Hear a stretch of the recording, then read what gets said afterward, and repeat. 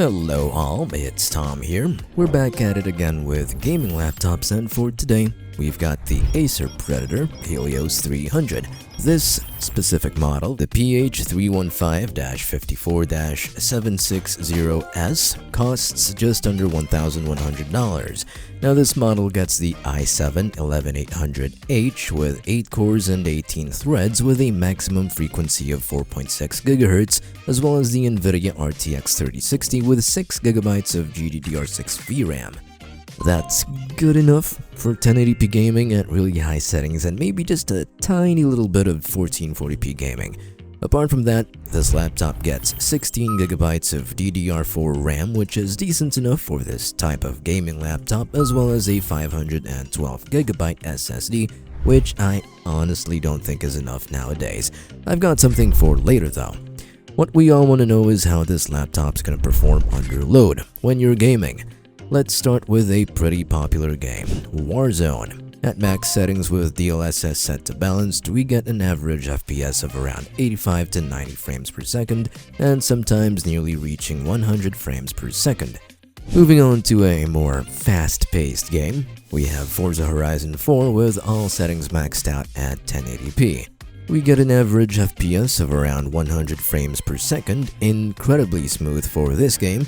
It's the magic of proper game optimization. It might just be me, but I really miss when games were very well optimized and didn't need DLSS or FSR or whatever sort of frame generation and upscaling techniques just to get a playable experience. And lastly, Cyberpunk. Why Cyberpunk 2077? Because it's still a pretty graphically intensive game and I just want to see how well an RTX 3060 holds up. High settings with ray tracing off but with DLSS set to quality, and the game gets an average of 70 to 80 frames per second, but you might see some dips down to just 50 frames per second. Those cases, however, are quite rare. Now, you may have noticed that we've only talked about this laptop's performance at 1080p. That's because this laptop really only is capable of 1080p. That doesn't mean it's a bad laptop though, because this laptop has a refresh rate of 144 Hz. That's very cool. The RAM is a respectable amount. 16 GB is honestly the bare minimum if you want to have a comfortable experience. For gaming, or for a little bit of multitasking, it's more than enough, I would say. If you like to play games while having a browser open with lots of tabs on for some reason, you might need more than just 16 GB.